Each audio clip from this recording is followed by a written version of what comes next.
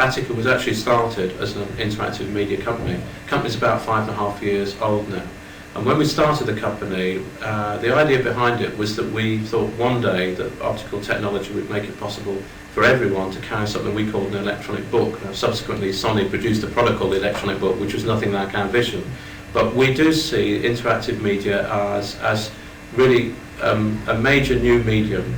All existing medium, be they television, books, films and so on, are what we call passive mediums. As the user, you have to receive the information the way it was presented. Interactive media is an active medium. You can actively change what you're looking at, and we think that this medium is going to overtake a lot of the traditional ones within the next 5 to 10 years. For example, reference books, we believe, within that period of time, most people will get reference information from computers on CDs or via network systems rather than in book form. And if you look at most of the innovative work that's being done in reference, it's being done on CD. And in the States, last year, interesting information, there were over 600,000 CD-ROM encyclopedias sold in the States last year, which is actually twice the number that Encyclopedia Britannica and World Book sold of their printed copies. And the market's still in very early stages. We also see interactive media as a continuum, with CD-ROM as really the first manifestation of it. But we also see optical fibre networks and interactive communication into the home as the next part of that. And Attica is actively involved at looking at developments in that area as well. We've actually got a very big program of new developments in place. We've got over 20 new products being developed at present. The two big projects at the moment, first of which is the Story of the World Cup, which is a World Cup soccer disc, which we're just about to release, which features over 45 minutes of live football action, together with a complete database of every single match and player ever featured in the World Cup from 1930 to 1990. The other big title we've got at the moment that we're working on is the new Hutchinson Encyclopedia.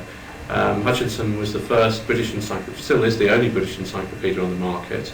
The last major edition of that is over 2 years old now, and things have moved on a long way since that. There's a number of other products that are coming out as well. There's a product we've done with ITN, which is a European atlas, which features video profiles of European countries, plus detailed mapping. You can zoom in on countries, you can search for them. There's a big database of information. So we've got a lot of exciting new products coming out in the next 2 or 3 months.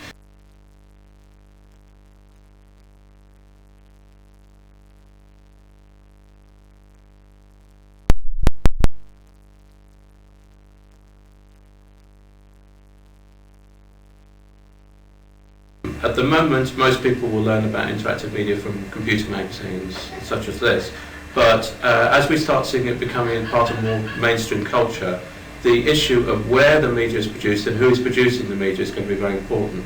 And we believe from this point of view it's very important for Britain to have a strong interactive media industry. And we've all seen what's happened, for example, to British cinema in the last 10 or 15 years. It's very important, we believe, at the moment to be actively participating in building a strong industry here now. Attica is one of the larger companies involved in this area at the moment, and we're keen to work with other people in the UK to develop this strong platform. It's very interesting that people like Bill Gates actually come over to the National Gallery and to other British centres of excellence, if you like, to collect material, but then they take it back and they put the American slant on it.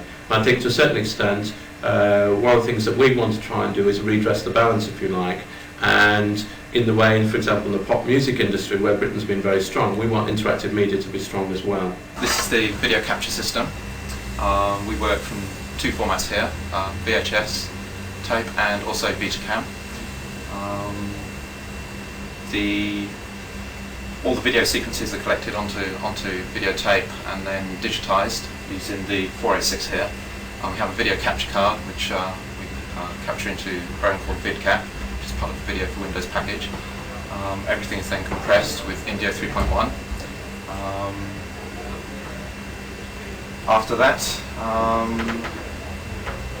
we may do post-production. We may need to redo parts of the soundtrack, possible extra mixing, synchronization, etc. This is the rostrum camera, which we use for still image capture. We can capture transparencies using Lightbox, and we can also capture black and white photographs, that type of thing. Most of the colour work we tend to do here up on the rostrum camera. Many of the black and white photos, fine detail type work we tend to use a scanner next door. Basically this is a 486 system which has the Vista card, True Vision Tiger system. Produces good quality output. Have to be careful about colour calibration.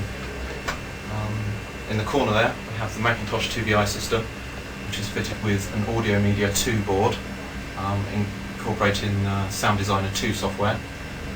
It captures all of its audio and produces AIFF files, which are then converted into WAVs for the final product. We can do very, very high quality editing on that system, up to CD quality. The system's often used for mastering of CD audio in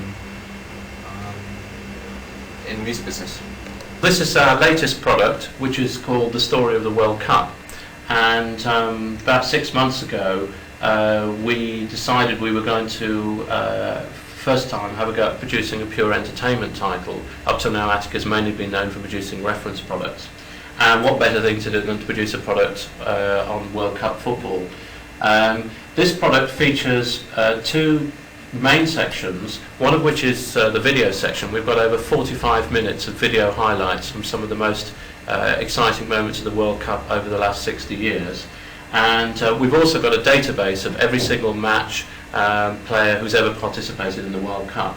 We're using video for Windows, using the Indio technology to do the video. What you can see running at the moment is what we call the full screen video mode. And you can either view this video in the normal Video for Windows window, or you can toggle it and view all the video clips in this sort of way. The other main section is the database of all match results, which we call the tournament section. We select this. First thing it does is it loads up a timeline. There have actually been 14 World Cup tournaments, not including the current one in the USA. If we select the 1966 tournament when England won, what the system will do is it will call up a results summary, and from that we can then look at individual match details. And what we can do here now is we can follow through England's record in that World Cup. If we click on the group match initially, it will load up the table which shows all of the results. From that we could then look at an individual match. If we go through to the final now, if we double click on the display of the final match, then the computer goes away and selects from the database the complete score details, plus details of all of the players that played in there. There's also access to video from there, and if we want to, we can actually click on details of a particular player. So if we select Bobby Moore, for example, then it will actually bring up a short biography. Elsewhere in the product, we can actually call on full biographies of over 200 of the world's leading players, details of every country's performance, and so on. So one of the nice features about this product is everything is cross-linked with hyperlinks. So wherever you're looking at the information, you can go and link through to anyone else. Now, I bet no one knew that Bobby Moore's third name was Chelsea. He kept that one quiet when he was at West Ham.